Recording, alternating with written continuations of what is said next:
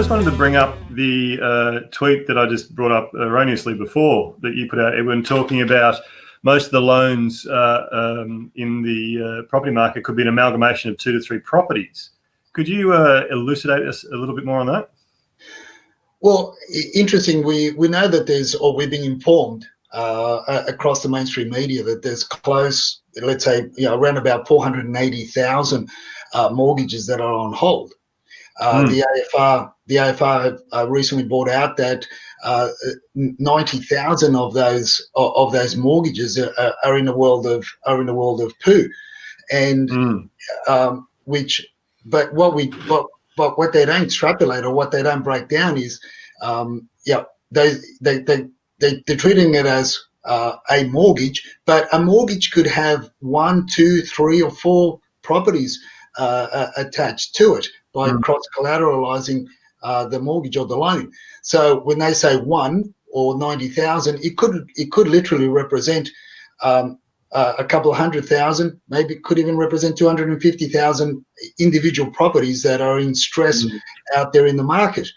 Now, not only that, but if we take it a little bit further, if we extrapolate that a little bit further, we've got to then ask the question: how many people have drawn down on those mortgages, predominantly from the principal places of residence or investment properties that have got a little bit of equity in them, and how many people have drawn down on that to fund a business, to start a business, or to keep the businesses afloat. So again, there's these mortgages. You could end up having 250,000 properties in stress, but how many businesses are also attached to that are under stress? And as we know, what's coming around the corner is also this holiday period of not only the banks is coming to an end, but also the holiday that landlords have given businesses on the leases.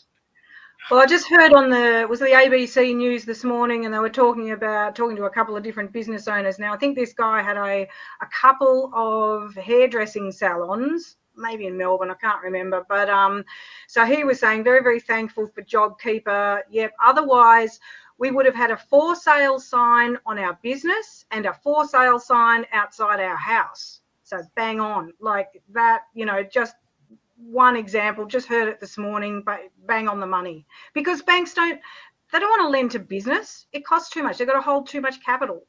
And so what do? Oh, give us your house as collateral. So they're all, and that's what the mainstream and the mainstream economists and the Spruconomics, as I call it, they don't disclose. They don't break it down to what's really happening in the landscape, as I've been sharing all along, guys. And you know how hard it is to start a business, and that's what we're going to be doing in future podcasts, is interviewing business owners and all the red tape that they have to go through in order to keep a business going, let alone start one.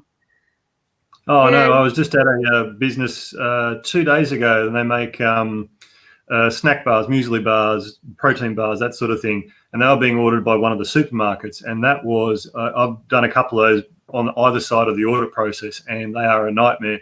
And this guy, really good, spent a lot of time working through everything. They eventually caught him on one little thing, which was an air compressor he forgot to get audited. So those audit processes, no matter whether you're in food, wherever you are, they're tough. They're very, very tough. They're very expensive. They're really expensive, because you've got to pay, because we helped do an audit up in a regional area, and you've got to put up your auditor in a nice hotel for a couple of days. Like, these costs just go up and up and up, and it's just like, anyway, we probably got a little sidetracked, but yeah, super tough. But that's reality, though, isn't it? They're the real costs they're the real cost of the newspapers, the newspapers, that the mainstream news outlets don't break it down.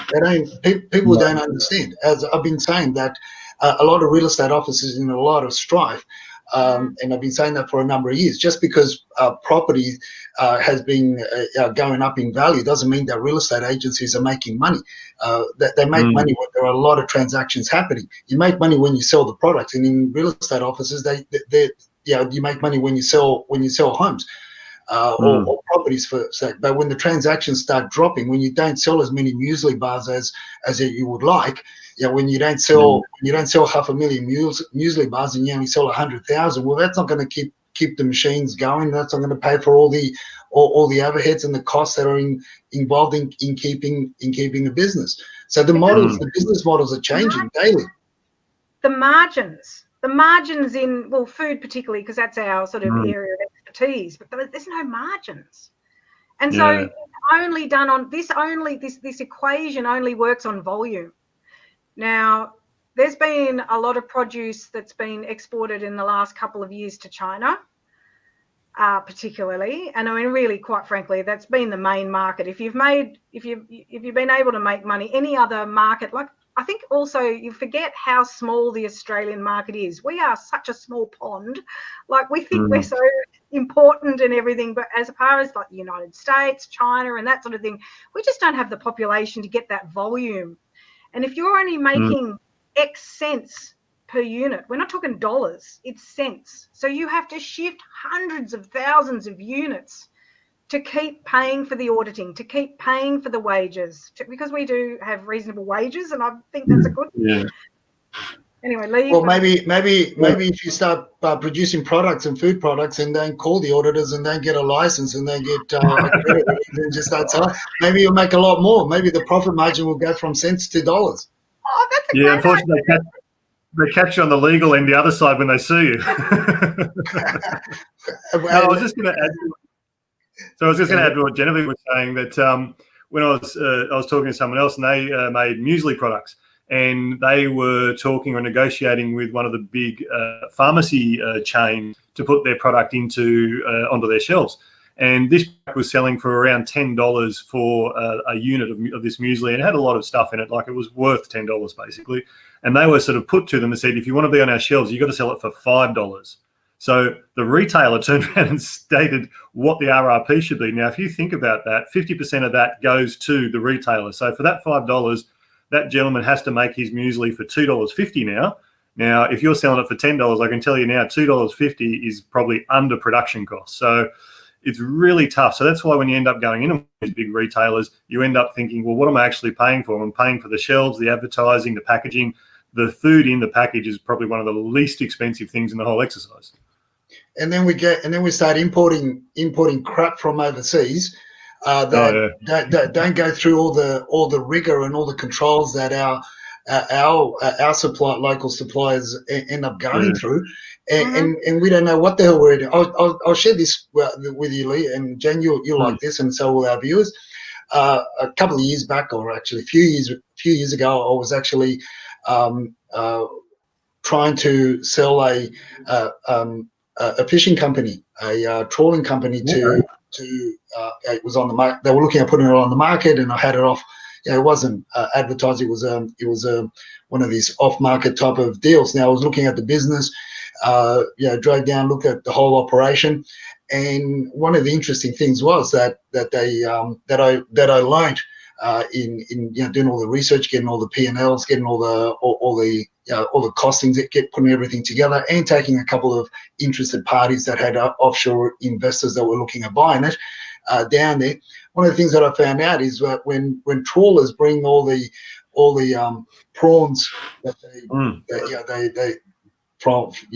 they head off down toward Tasmania, and they bring it all up, and then they snap freeze them. They send it to Thailand in containers. Then in Thailand they thaw them out. They deshell them, or whatever the process is. They basically process them. Who knows with what water they're washing them down with.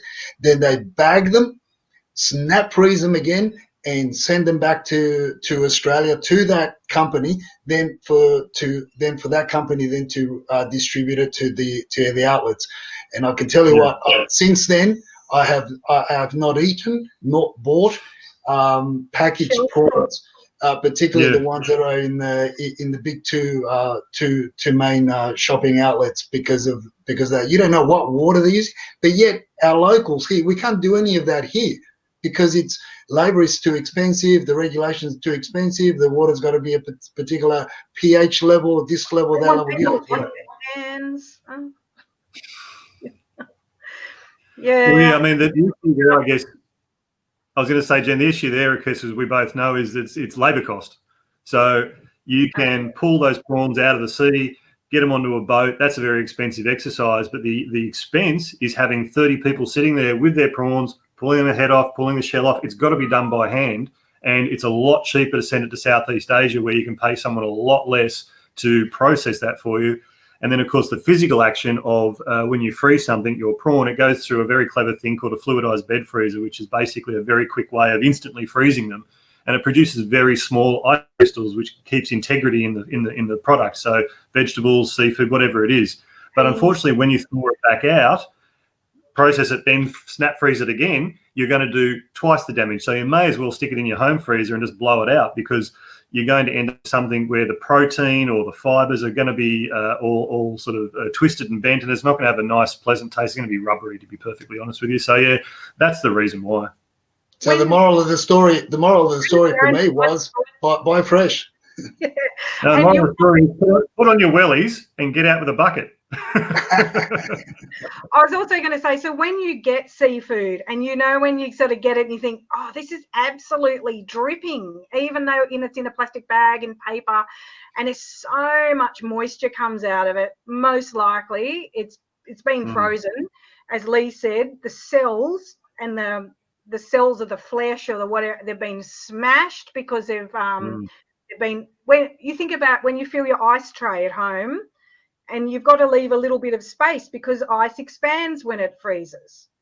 And so that happens within the cells of the vegetables, of the prawns, of the fish, or the whatever it is. So they expand when they freeze, then it loses its moisture once it thaws, and that's what you're getting, this bag of juice out of your seafood.